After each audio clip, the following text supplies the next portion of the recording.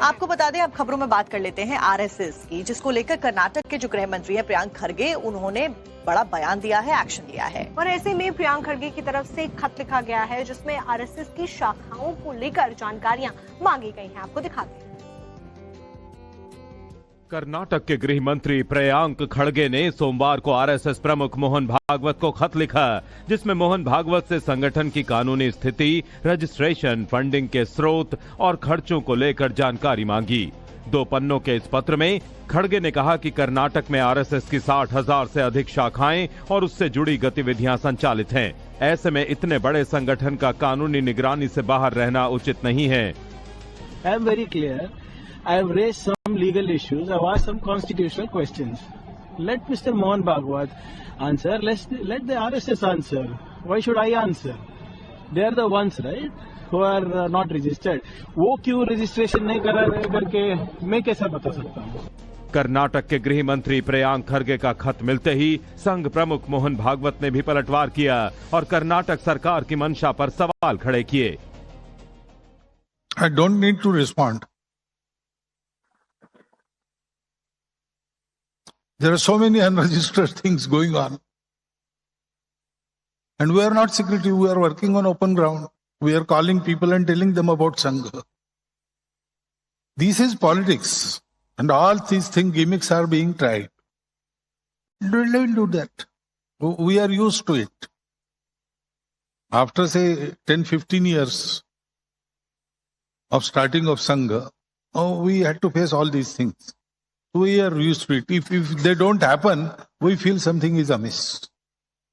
So I don't need to respond. संघ प्रमुख यहीं पर नहीं रुके। उन्होंने कहा कि कर्नाटक सरकार जनता के बीच आरएसएस को लेकर भ्रम फैलाने की कोशिश कर रही है। आपको बता दें, अब खबरों में बात कर लेते हैं आरएसएस की, जिसको लेकर कर्नाटक के जो गृह मंत्री हैं प्रियांक खरगे, उन्होंने बड़ा बयान दिया है, एक्शन लिया है। और ऐसे में प्रियांक खरगे की तरफ से एक खत लिखा गया है जिसमें आरएसएस की शाखाओं को लेकर जानकारियां मांगी गई हैं। आपको दिखाते हैं।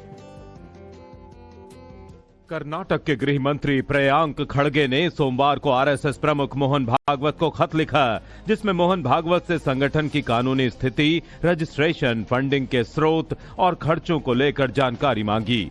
2 पन्नों के इस पत्र में खड़गे ने कहा कि कर्नाटक में आरएसएस की 60,000 से अधिक शाखाएं और उससे जुड़ी गतिविधियां संचालित हैं। ऐसे में इतने बड़े संगठन का कानूनी निगरानी से बाहर रहना उचित नहीं है। I am very clear. I have raised some legal issues. I have asked some constitutional questions. Let Mr. Mohan Bhagwat answer. Let the RSS answer. Why should I answer? They are the ones, right, who are not registered. वो क्यों registration नहीं करा रहे करके मैं कैसे बता सकता हूँ? कर्नाटक के गृह मंत्री प्रियांक खरगे का खत मिलते ही संघ प्रमुख मोहन भागवत ने भी पलटवार किया और कर्नाटक सरकार की मंशा पर सवाल खड़े किए। I don't need to respond. There are so many unregistered things going on. And we are not secretive, we are working on open ground. We are calling people and telling them about Sangha. This is politics. And all these gimmicks are being tried.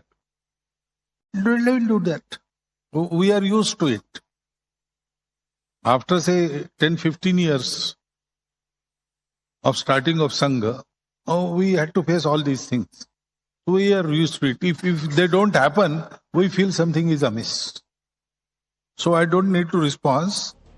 संघ प्रमुख यहीं पर नहीं रुके। उन्होंने कहा कि कर्नाटक सरकार जनता के बीच आरएसएस को लेकर भ्रम फैलाने की कोशिश कर रही है।